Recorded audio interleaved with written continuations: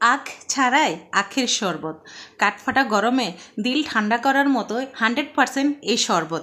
আসসালামু আলাইকুম রহমতুল্লাহ। প্রিয় দর্শক, সবাই কেমন আছেন? প্রচণ্ড গরম, আর এই গরমে আমরা বিভিন্ন ধরনের বাহির থেকে ড্রিঙ্ক কিনে থাকি। প্রিয় দর্শক, বাহির থেকে ড্রিঙ্ক না কিনে এই শরবতটা তৈরি করেন, ছোট বড় সকলেরই কিন্তু প্রাণ ঠান্ডা হয়ে যাবে এবং সবাই সুস্থ থাকবে, ভালো থাকবে, শরীরে প্রচণ্ড এনার্জি আসবে। আর এটা তৈরি করার জন্য আমি প্রথমত যে জিনিসটা নিচে, এটা হলো আখের গুড়। দর্শক, এই আখের গুড়টাকে আমাদের যে কাজটা করতে হবে, অনেক সময় কিন্তু আখের গুড়টা কিন্তু আপনাদের চাকা চাকা থাকে, সেটাকে ছুরির সাহায্যে অথবা বটির সাহায্যে গুঁড়ো করে নিতে হবে। আর এখানে আমি যে আখের গুড়টা নিয়েছি এটা হচ্ছে শুকনো, সো এটা চামচ দিয়ে অথবা হাত দিয়ে কিন্তু খুব সুন্দর করে গুঁড়ো করা যায়। আর এটা অবশ্যই কিন্তু চেষ্টা করবেন একটু গুঁড়ো করে নিতে, তাহলে কি শরবতটা তৈরি করতে খুব কম সময়ের মধ্যে কিন্তু আপনারা তৈরি করে নিতে পারবেন। এই তো দর্শক, আমি এখানে 2 গ্লাস শরবতের জন্য প্রায় 4 চামচের মতো আমি আখের গুড় নিয়েছি। আর এটাকে কিন্তু আমি এইভাবে কিন্তু একটু গুঁড়ো করে নিয়েছি। খুবই মজার এবং খুবই লোভনীয়, এবং শরীরে কিন্তু 100% এনার্জি আসবে শুধুমাত্র এই শরবতের মাধ্যমে। দর্শক, এই তো আমি এখানে প্রায় 1 গ্লাসের মতো পানি দিয়েছি। আর আমি যে গ্লাসটা দেখিয়েছি এটা হলো বড় গ্লাস, তার মানে ছোট গ্লাসের 2 গ্লাস হবে। আর এই 2 গ্লাসের জন্য আমি আবারও বললাম, আমি মাত্র 4 চামচ আখের গুড় নিয়েছি। আর এটাকে আমি একটা সাইডে এখন একটু ভিজিয়ে রাখবো, যাতে এটা ভালোভাবে পানির সাথে মিশিয়ে যায়। এখন কথা হচ্ছে আখের গুড়ের সাথে আমি কী কী উপকরণ মিশাবো। ইনশাল্লাহ পুরো ভিডিও জুড়ে আমার সাথে থাকুন, তাহলে আপনারাও শিখতে পারবেন এবং প্রতিদিন বাচ্চা থেকে শুরু করে সবাইকে কিন্তু এই শরবতটা তৈরি করে খাওয়াতে পারবেন এবং সবাই সুস্থ থাকবে, ভালো থাকবে আলহামদুলিল্লাহ। দর্শক, শরবতে দেওয়ার জন্য এখন যে জিনিসটা আমার লাগবে সেটা হলো পুদিনা পাতা। আর পুদিনা পাতা কিন্তু দোকানে বা আশেপাশেই পাওয়া যায়। আর এখানে আমি প্রায় বেশ কিছু পুদিনা পাতাই নিয়েছি, একটু বেশি করে নিতে হবে, কেননা পুদিনা পাতার স্মেলটা কিন্তু খুবই ভালো লাগে, আর এটা শরীরের জন্য কিন্তু খুবই কার্যকরী একটা পাতা।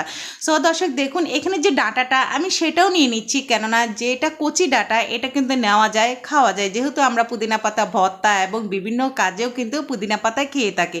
সো দর্শক দেখুন, এখন যে কাজটা আমাদের করতে হবে, ফ্রেশ পানি দিয়ে কিন্তু এটাকে ভালো করে ধুয়ে নিতে হবে, কেননা পুদিনা পাতার মধ্যে কিন্তু ময়লা আবর্জনা অবশ্যই থাকতে পারে। তাই চেষ্টা করবেন 4 থেকে 5 বার এই পুদিনা পাতা আলতোভাবে ধুয়ে নিতে, যাতে এটা একেবারে হাত দিয়ে চিপাবে না, তাহলে যে সুন্দর একটা স্মেল থাকে সেটা কিন্তু পানির মধ্যে চলে যাবে।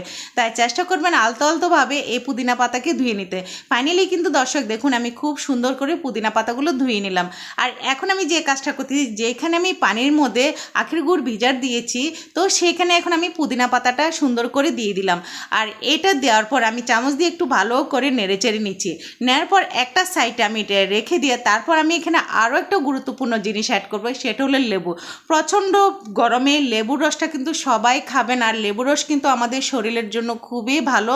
সো দর্শক, এইখান থেকে আমি প্রায় 2 পিসের মতো লেবু নেব, আর সেই লেবু আমি সেখানে দিয়ে দেবো। আর এরকম সবুজ আকারের লেবুগুলো কিন্তু গরমের সময় শুধুমাত্র লবণ দিয়েও খেতেও ভালো লাগে, আবার শরবত আকারে কিন্তু খেতে ভালো লাগে।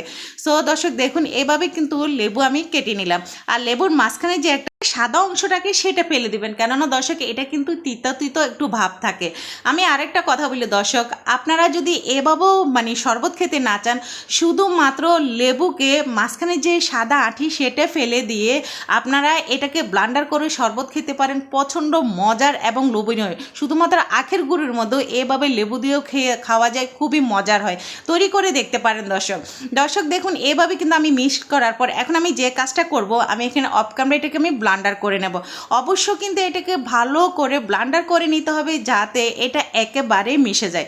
দর্শক দেখুন, আমি এইভাবে কিন্তু সবসময় শরবতটা তৈরি করে আমি ছাঁকনি দিয়ে ছেঁকি না, কেননা এটা এমনভাবে ব্লান্ডার হয়ে যায় ছাঁকনি দিয়ে ছাঁকা লাগে না। যাই হোক, এখন আমি আপনাদের তারপরে ছাঁকনি দিয়ে ছেঁকে দেখাচ্ছি যে এটা কতটা মিশে গেছে। মানে এটা এত ভালোভাবে মিশেছে যে ছাঁকনি দিয়ে ছাঁকার কোনো দরকারই নেই।